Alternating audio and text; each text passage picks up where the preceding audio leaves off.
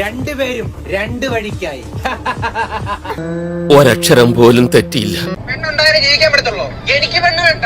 എന്നെ അവൾ ഇഷ്ടമല്ലെന്ന് പറഞ്ഞു കഴിഞ്ഞാൽ അവക്ക് പോയി. സാരില്ലടാ. നിന്റെ കാര്യം ഓർക്കുമ്പോ എനിക്ക് സങ്കടമുണ്ട്. എന്നെ അവൾ ഇഷ്ടമല്ലെന്ന് പറഞ്ഞു കഴിഞ്ഞാൽ അവക്ക് പോയി. എനിക്കോ സങ്കടമോ എന്ന് വെച്ച് സങ്കടപ്പെട ഞാനൊരു അൽഫാം മേടിച്ചാൽ കഴിക്കും, അത്രേ ഉള്ളൂ. വിശ്വസിക്കരുതടാ, ലോകത്ത് ഒരു പെണ്ണിനെ വിശ്വസിക്കരുത്. വിശ്വസിച്ചാൽ അവളുമാരെ നമ്മളെ ചതിക്കും, അത് ഉറപ്പാ. ഇവൾക്ക് ബസ് കണ്ടക്ടറുമായിട്ടുള്ള ബന്ധം അഖിലിനാർദിക്ക് മുമ്പ് തന്നെ അറിയാമായിരുന്നു. ഒരു കണക്കിന് പെണ്ണൊളിച്ചോടി പോയി നന്നായി. അവള് ആ സമയത്ത് പറഞ്ഞത് ബസ് കണ്ടക്ടർ എന്റെ പിന്നിൽ വരുന്നു അഖിലേട്ട എന്നാണ്. ഇവളെ പെണ്ണിന്റെ കൂട്ടത്തിൽ പെടുത്താൻ പറ്റില്ല, യക്ഷി. ഞാൻ ഈ 5000 രൂപ കൊണ്ട് നാട് വിട്ടെന്ന് വിചാരിക്കും. അപ്പൊ ചേട്ടൻ എന്തോ ചെയ്യും? അങ്ങനെ ഉണ്ടെങ്കിൽ ഞാൻ 5000-ലൂടെ ഒരു 5 ലക്ഷം തരാം. പിന്നെ തിരിച്ചിങ്ങോട്ട് വരാതിരുന്ന സനുവിന്റെ വീഡിയോ ഞാൻ കണ്ടു. അമേസിംഗ് വർക്ക് കേട്ടോ.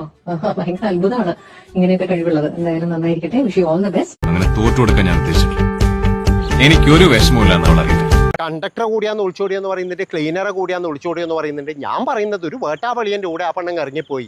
ഈ ഡ്രൈവർമാർ തെണ്ടികൾ ഇങ്ങനെ തുടങ്ങിയാൽ ബാക്കിയുള്ളവൻ എങ്ങനെ ജീവിക്കും? എന്റെ കർത്താവേ. അങ്ങേര് 24 മണിക്കൂറും ക്യാമറ കൊണ്ടുപോകുന്നുണ്ട്. അതായത് 24 മണിക്കൂറും തിരക്കിലാണ്, ഷൂട്ടിലാണ്. അതുകൊണ്ടാണ് ഇവൾ അവിടെ നിന്ന് രക്ഷപ്പെട്ടത് എന്ന് ചിലരെങ്കിലും പറയുന്നുണ്ട്. എന്തായാലും പോയി കയറി ഇത്തിരി വകതിരിവുള്ള ഏതെങ്കിലും ഒരുത്തനെ എങ്ങനെ തോന്നി എന്റെ പൊന്നുമോളെ നിനക്ക് ഈ കോന്തന്റെ പിന്നാലെ നടക്കാൻ? അതന്നത്തെ ചോരത്തിളപ്പിന്. എന്ത് തന്നെ വന്നാലും ഞാന് അഖിലിനൊപ്പമാണുള്ളത്. ഇവൾ ചെയ്തത് വലിയൊരു തെറ്റ് തന്നെയാണ്. ഇതിപ്പോ ഒരു മലമറിക്കുന്ന സംഭവം ഉണ്ടായി കഴിയുമ്പോൾ അതിന്റെ ഹാങ് ഒരു 2 ദിവസം ഉണ്ടാവും. അത് കഴിയുമ്പോൾ വേറെ ഏതെങ്കിലും പുതിയ മലമറിക്കുന്ന സംഭവം ഉണ്ടാകുമ്പോൾ ആൾക്കാർ ഈ മല വിട്ടിട്ട് ആ മലയുടെ പിറകെ പോകും, അത്രേ ഉള്ളൂ. ഒരാളെയും, അതായത് ഇവൾക്ക് പോകുന്നുണ്ടെങ്കിൽ അതായത് ഇവൾക്ക് ഇപ്പൊ അഖിലിനെ വേണ്ടെങ്കിൽ പറഞ്ഞു പോയിക്കൂടെ? ഇനി എന്ത് ചെയ്യും ഷാജേട്ടാ? ഇനി എന്നാ ചെയ്യാൻ? കർത്താവ് അവർക്ക് നല്ലൊരു കുടുംബജീവിതം കൊടുക്കാതിരിക്കാൻ പ്രാർത്ഥിക്കാം. ഈ പറയുന്ന ഇവൾക്ക് പെട്ടെന്ന് കുട്ടി വേണം, അങ്ങനെയാണ് ഈ പറയുന്ന അഖിലുമായി ബന്ധപ്പെട്ടാൽ കുട്ടിയാവുന്നില്ല. അവക്കൊരിക്കലും ദാമ്പത്യ സുഖം ഉണ്ടാകാൻ പോകുന്നില്ല. ആ വരണ്ട നിപ്പ് കണ്ടാൽ തന്നെ അറിയില്ലേ?